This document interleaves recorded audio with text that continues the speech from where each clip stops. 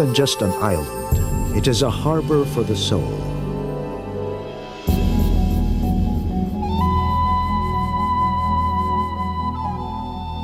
And quietly over centuries, this island has seen the work of friars and revolutionaries, artisans and craftsmen, builders, farmers and fishermen. Bohol houses more than just geological and natural wonders, or great churches. Bohol is the home of many Filipino illuminating treasures, treasures of our soul.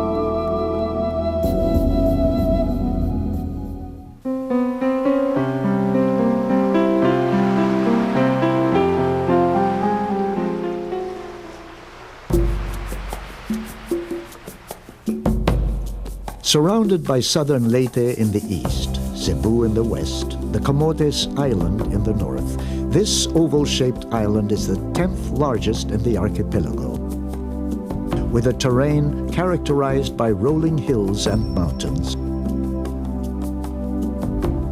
and an even coastline.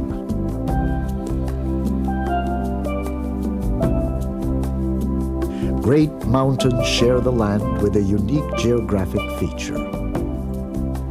More than 1,000 oval limestone hills, lovingly called the Chocolate Hills.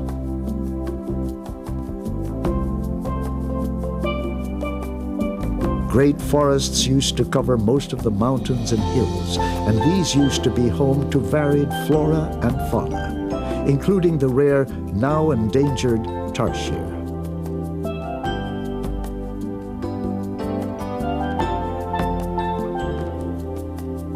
Rivers are also a significant feature of Bohol, and they run through the land, watering the fields and creating the verdant, fertile plains.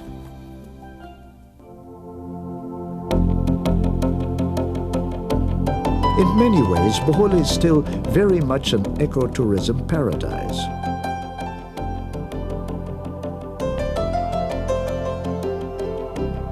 The great seas, teeming with exotic fish off the island of Panglao, have made it a diver's haven.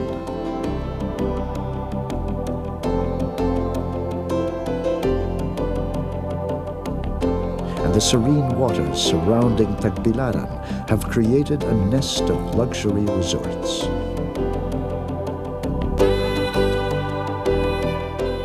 For visitors who want to experience more of Bohol's treasures, the Northern Corridors offers much to see, both in terms of culture and natural vistas. This cluster of towns has been identified as an eco-cultural circuit that gives every visitor a complete Bohol experience. For those who always thought that Bohol was just the Chocolate Hills, this tour is a revelation.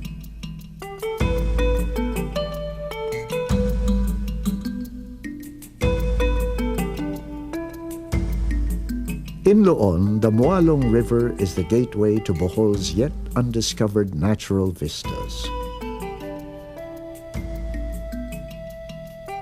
Seasonally, ducks and Chinese egrets are seen here as Loon is a stopover on their migratory routes.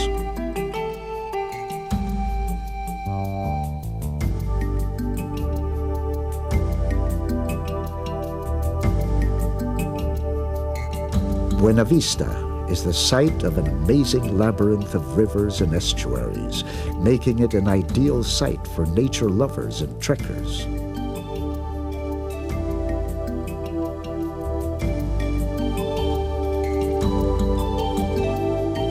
The Kambuhat, Daet, Kangawa areas have been recently developed into a strong eco-cultural site.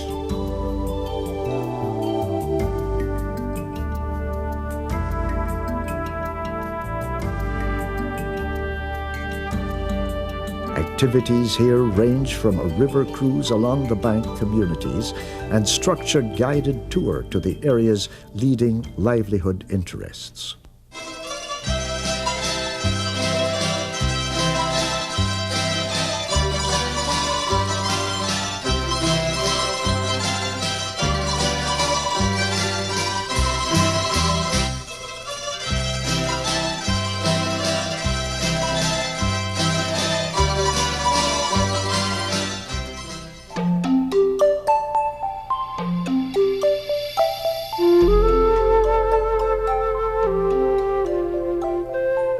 Getafe, one visits an islet.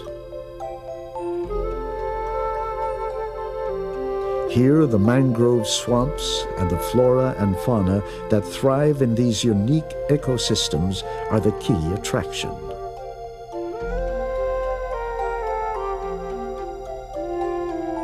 It has Asia's biggest and most extensive man-made mangrove reforestation.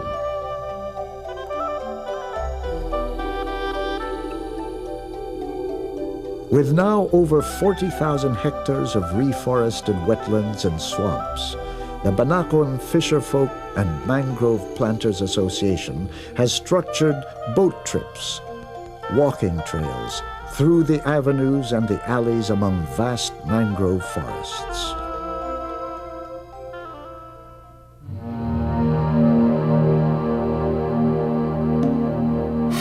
The spelunker hankering for new caves to explore will thrill to the caves of Danau.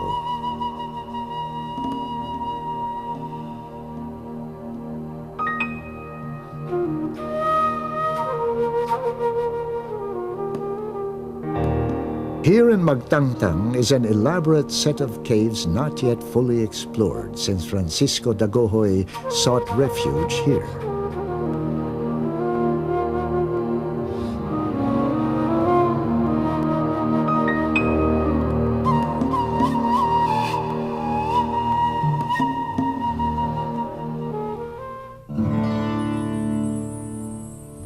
In the Dagohoy Shrine, one nears the peak of Magtangtang, where the long and seeming endless view is the perfect finale for the tour of Bohol's northern corridors.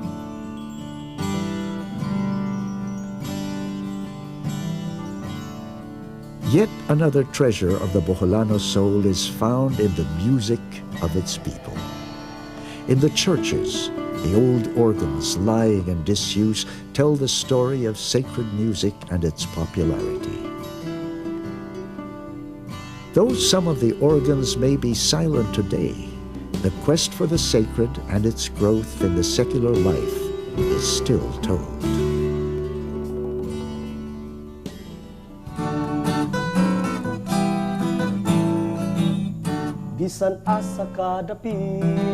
In other towns, pageants of music and drama tell old tales through folk song.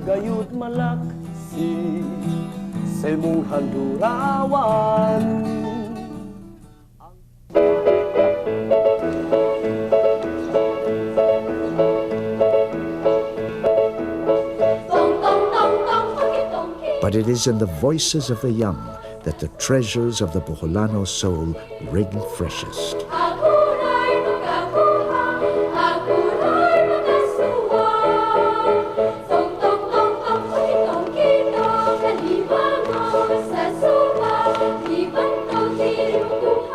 The Lobok Children's Choir has been entertaining visitors from all over the world for nearly 20 years now.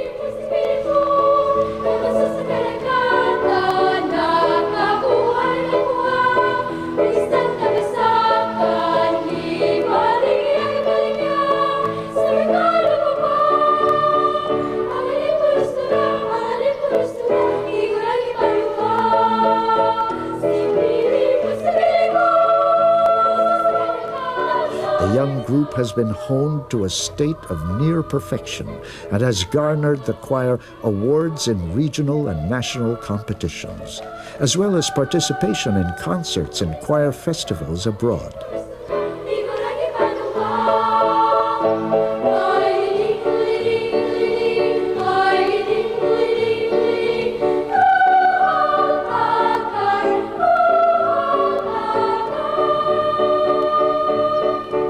With a repertoire that mixes classical, folk, and contemporary pieces and described as lyrical and angelic, the children of Lobok bring to their choir both purity and warmth.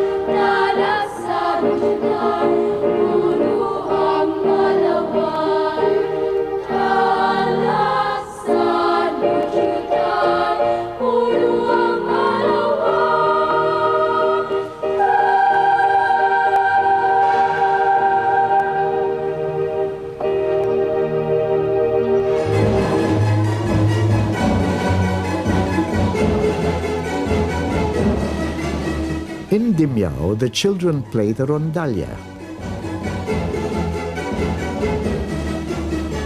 Each of the 30 members playing varied string instruments.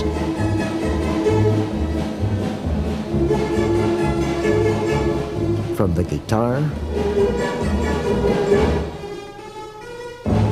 banduria,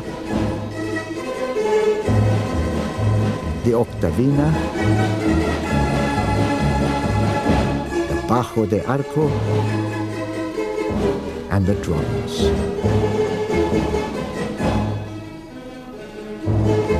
Like the Lobok Children's Choir, the Dimyao Rondalla has figured prominently in national and regional competitions.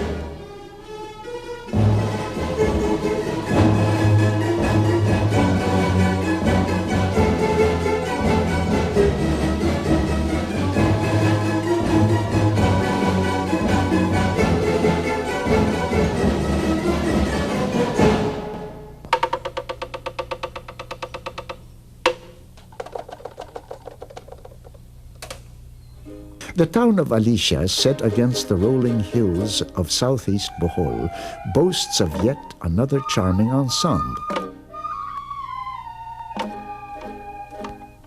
The Alicia Children's Bamboo Choir.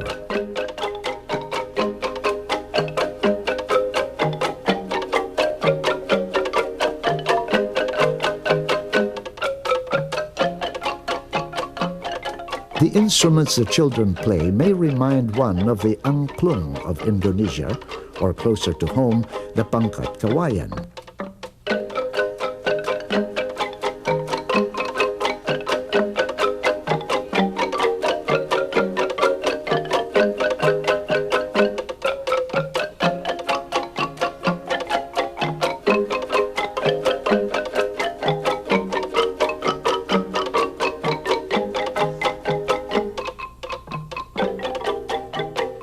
But the bamboo instruments have been created by hand by the conductor and musical director.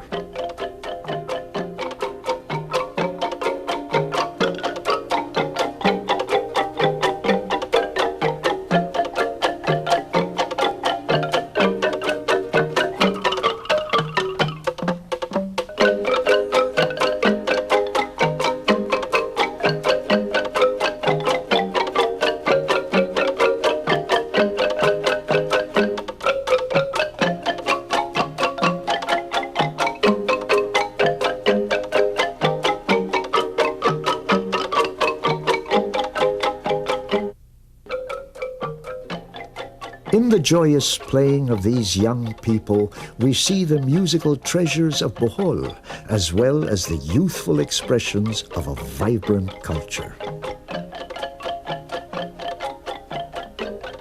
There are other treasures, perhaps older, perhaps more rooted in the craft traditions, yet equally vibrant. 4 living Boholano heritage masters show how soul can be found even in the humblest of occupations.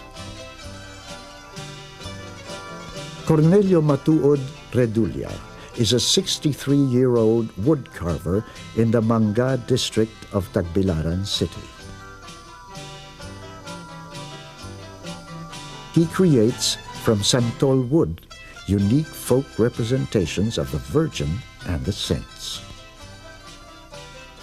Akong iyan maoy akong nakatunan pagbuhat ining mga pagkulit ining mga larawan. Basta og maugoy pa imong interesado kung kamubuhat, mahimo gud nimo kay interesado ka. Pero wa jud ka mag-interest, di ka makahimo. Pero kinahanglan man ng pasensya gud. Ang pagkulit kay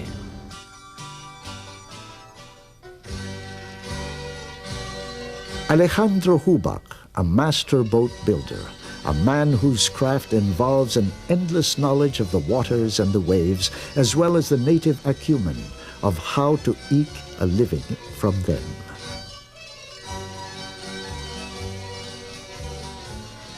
The Big Ewe is a traditional paddle boat made from whole tree trunk and woven nipa. Andot Hubak brings this ancient boat-building technology to life when there is an order for it. Though these days, the use of marine plywood is more popular. He prefers to use indigenous materials and old techniques of boat building. Technology is a matter of spirit and vision, not a matter of machines. Mauro good ang pagbuhat sa bigyo og inana maura pero wa na lang magpagama sa bigyo kay dugay man tumahuman kay sa ingon ini ambot lang sa mga tao kay ang gusto nila dali magud makuha nila kay dali man trabaon ang plywood kay sa bigyo kay ang bigyo makan para layaon pa bitaw nya usat pa wave dugay pa mahuman.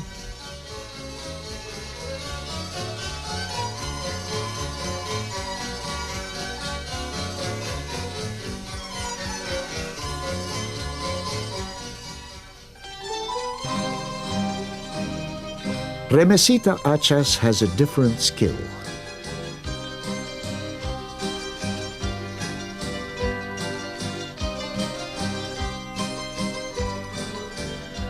A skill that knows just when and how the malagkit rice can be pre-soaked, milled to perfection, and calculatedly simmered in sugar to produce the sticky rice cake that is calamay.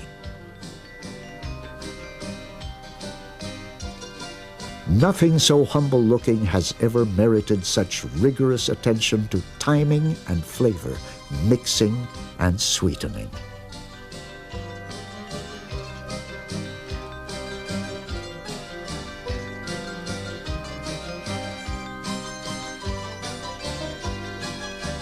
Nindot sining among kalamay sagna. Kami di original. Kining kalamay, okay na pod, mabuhi ka, makakaon ka, makasudan, makasinina. If Remi's calamay is the product of instinctive skill, then Aling Lolita Quahao's bibingka is the product of good cheer and keen survivor instincts in the face of adversity. Her moist brown bibingkas, hawked in the streets of Loay, are sought after for their tender flavor, a flavor that derives from her insistence on traditional ingredients like tuba or coconut wine instead of yeast. With every item molded individually and baked piece by piece. It is her steadfast refusal to compromise tradition and quality that makes this mamingkahay sa Loay a master of Boholano heritage. Maayo man ang bibingka sa panginabuhi namo sa among pamilya. Abot tong dagat ahong bana, makasalbar man ang among kuan adlaw-adlaw na mong kinahanglanon. Labi na pag-eskwela sa mga anak, makasuportar po. Treasures from nature, blending with treasures of a vibrant folk spirit. These alone can make Bohol enchanting.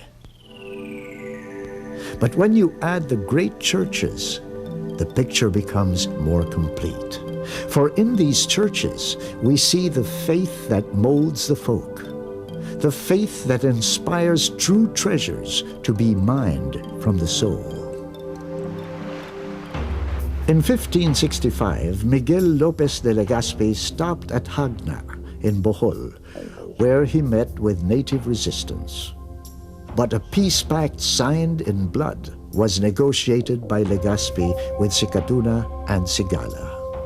The famous Blood Compact was to result in the slow but steady Christianization of this once animist island. In 1595, two Jesuit priests, Juan Torres and Gabriel Sanchez, established the first missions in Baclayon, Lobok, and Talipon. Later, the entire island was to be placed under the Alcaldía, or Organized Province of Cebu, in order to facilitate easier administration and evangelization. But this does not mean that the work of evangelization came easily. In 1621, a babaylan, or shaman of the old animist faith, incited the Boholanos to rebellion, calling them back to the animist ways of their forebears. A longer and much more famous revolt was to follow more than 100 years later, and it has the distinction of being the longest revolt in Philippine history, lasting an exhausting 85 years. Strangely, the revolt of Francisco Dagohoy sprung from the refusal of a Jesuit priest to bury Dagohoy's brother on hallowed ground. From such a hard-hearted decision sprung a personal vendetta that would become a long-drawn rebellion. Dagohoy called to the Boholanos and steadily gained support. First, a mass exodus to the hills, centered in the mountain fortress of Magtangtang and its caves. From here, in the cave of Kailagan, Dagohoy planned his revolt. It was to last a grueling 85 years and 8 months. Though Dagohoy died long before his revolution ended in 1827, he became a symbol for Boholano courage and ferocity.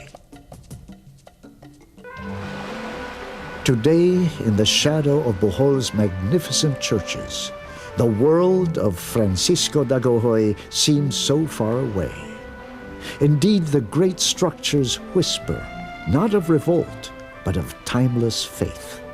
A faith propagated by the Jesuits from their arrival in 1595 to their departure in 1786, when the Augustinians took over the province.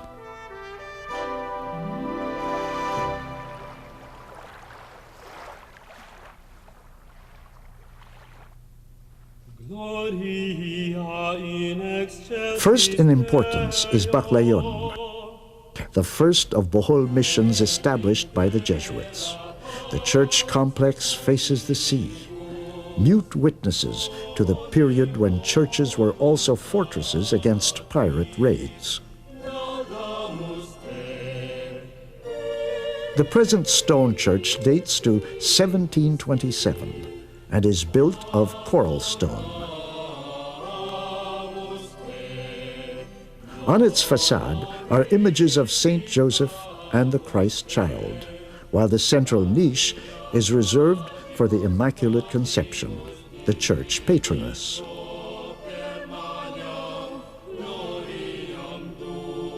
Stone angels and a collection of dates also dot the stark facade. Inside, one enters the narthex. Much of the brick pavement has been preserved. On the walls are icons on wooden panels depicting the Ascension and Pentecost by the artist Liberato Gatchalian, who did an entire series of works for the church in 1856.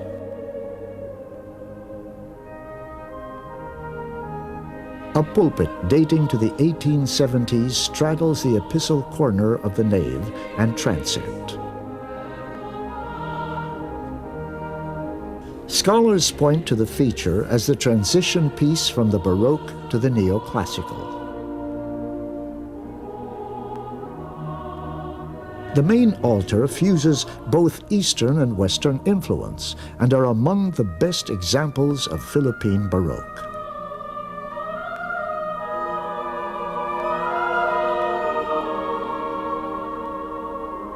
Though heavily repainted and restored, the vibrant twisting and turning of curlicues and arabesques hint at the ardor with which Boholano artisans took to the excesses of the Baroque movement.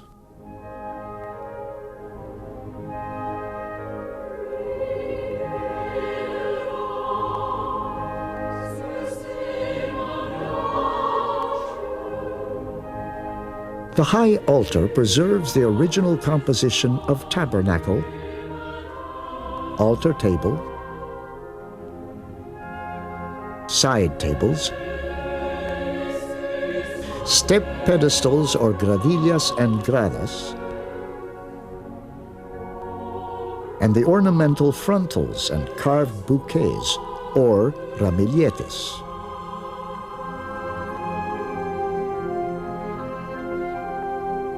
From the epistle side, one sees the choir loft and the large pipe organ. The instrument is a charming example of the varied pipes that produced sacred music. Indeed, the organ harkens back to the days when sacred music was a major concern of the church. Church documents point to how musical instruments were slowly acquired.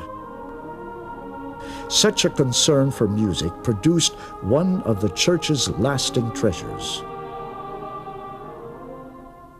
The Misa Baclayona, completed in 1827 by Fray San Juan de Nicolas.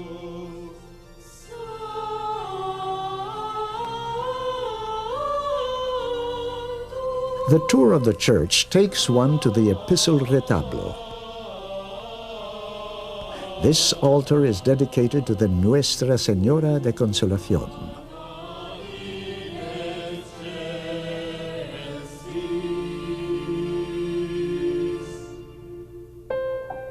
The convento is still very much in use by the parish priest. But many of the rooms have been given over to the museum of the church. Numerous thefts have occurred over the years, but what remains is still very much a treasure trove of ecclesiastical art.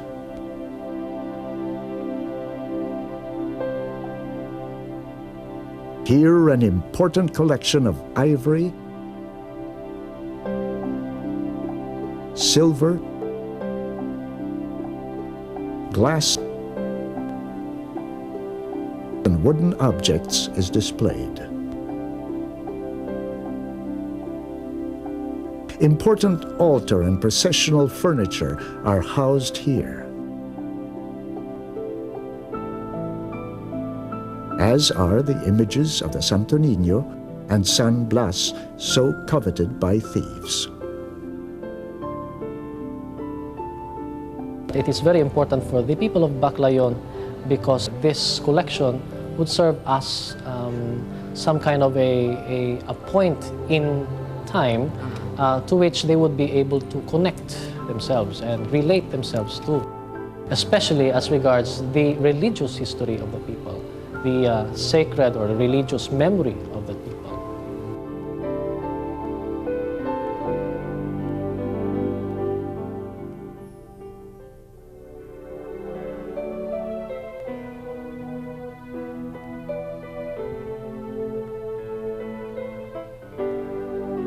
Lobok was the second Jesuit mission established after Baclayon. It was Fray Juan de la Torre who chose the site on the banks of the Loboc River. Loboc has always been considered an important trade center with rich freshwater resources. In fact, 18th century chroniclers described it as the capital of Bohol, a reference to the central location of Loboc in the island. Thus, the importance of this structure. On the exterior walls, the insignia of the Jesuits is clearly carved. And yet, after the Jesuits were expelled from the Philippines, it was the Augustinian Recollects who took over. Much of the structure we see today is their addition. The church runs parallel to the river and is shaped like a cruciform.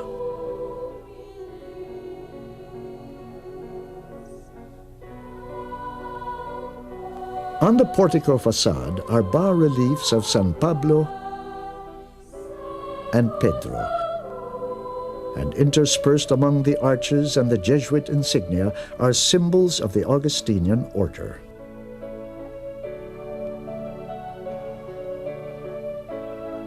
Inside, one's eye is drawn immediately to the ceiling, adorned by the works of Canuto Avila, his San Ricardo and Rey Francia. These three artists decorated the ceiling in the early part of this century.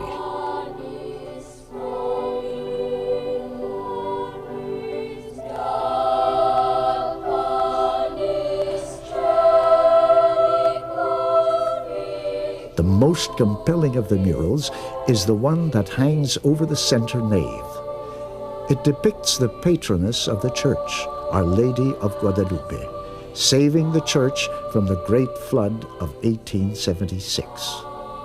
It is said that the waters raged to a height of 5 meters, lapping at the very pedestal of the Dark Virgin. Similar floods occurred in 1848 up until 1984. But always, the people of Loboc say the Dark Virgin's robes have never been touched by the waters of the river. And the floods have ceased to do damage to the 5 major retablos of the church. Here, saints as varied as San Vicente Ferrer, Santa Monica, Santa Lucia, and various manifestations of the Virgin as Nuestra Señora de la Correa and Nuestra Señora de Guadalupe are housed.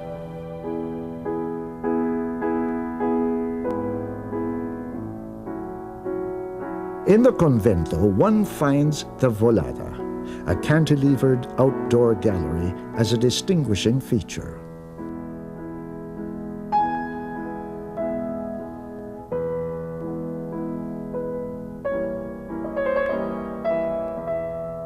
Like Baclayon, Loboc is an entire complex that includes a mortuary chapel, a school, and a bell tower built separately from the church. Today, visitors may wonder why the foundations of a bridge mar the symmetry of the complex. This folly was begun in the 1980s and would have very well destroyed the view and the ancient church had not Bohol's citizens raised their concerns over the desecration.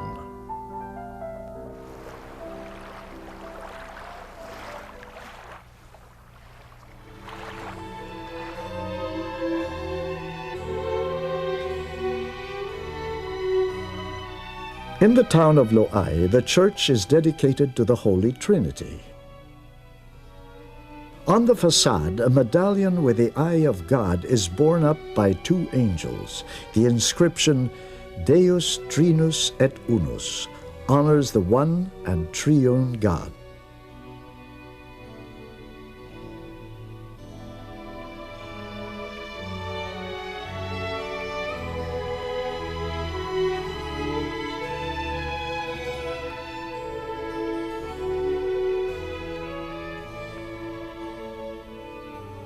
The image of the Trinity is repeated in the Retablo Mayor, along with an added feature, the blindfolded figure of faith sitting amidst a lacework heaven of metal and wood. This representation and the method by which it is achieved is unique to this church. By the bell tower, which stands apart from the church, one gets an unparalleled view of the surrounding country, as seen from Loai's sweeping staircase of the 34 steps.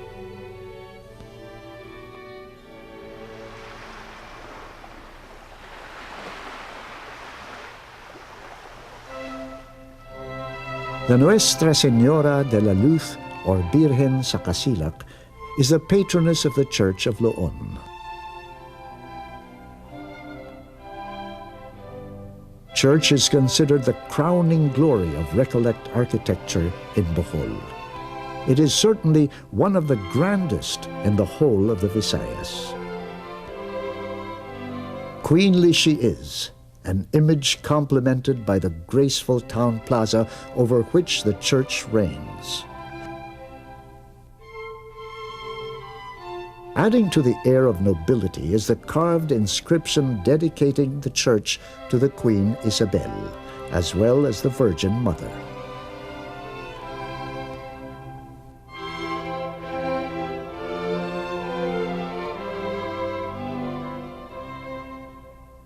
Inside, it is the Queen of Heaven whose life is commemorated in 4 bas-reliefs flanking the main retablo.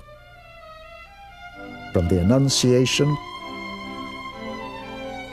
to the Visitation, from the Nativity to the Presentation at the Temple.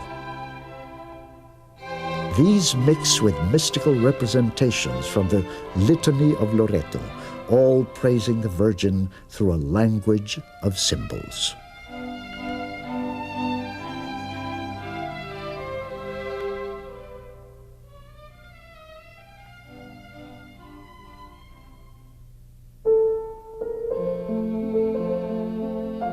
If these churches honor the various guises of the Virgin, the Church of Anda honors the Christ child, the beloved Santo Niño. And as if in an invitation to play and frolic like the Christ child, the church is situated at the end of a vast open field fronting a lovely beach.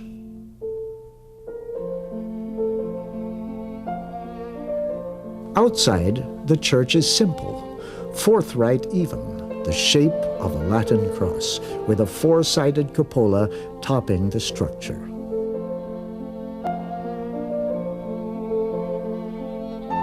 Inside, the wealth of ornamentation dazzles the visitor.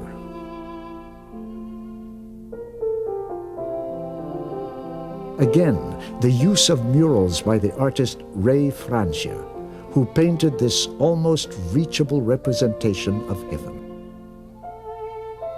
The ceiling is one of the best preserved of its kind in Bohol.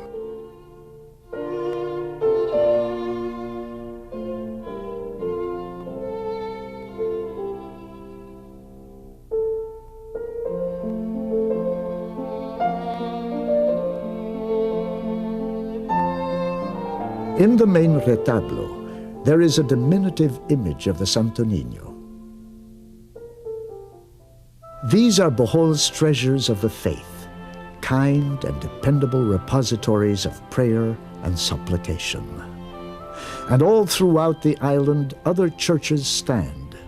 Some may be less grand, others not as well preserved, but all telling a similar story. All tell the tale of a collective soul that returns time and again to faith. In Bohol, we see soul in both tradition and faith, in humble craft and inspired edifice, in nature and its panoramas. This soul is one that the Boholano willingly shares, even in tourist events that may otherwise turn stagey and false.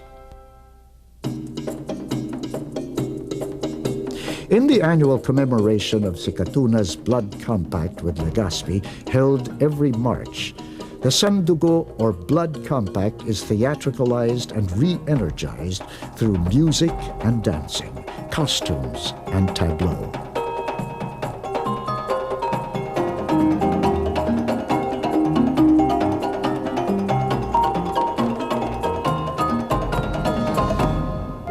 And the eagerness with which the younger generation of Boholanos take to promoting and remembering their own culture is very much a modern expression of their collective soul. Through environmental programs, through reforestation projects, through an active participation in the arts, in culture, and in community affairs, the Boholano remembers that soul is not a thing of the past. It is as much a stunning altar or santo as it is the plaintive song of a child, as much the baking of rice cake as it is the creation of a boat, as much the playing of a bamboo instrument as it is a frenzied dance in the streets. The Boholano sees his soul everywhere on this island and expresses it with a passion, with grace, with an infinite and heartfelt love for life.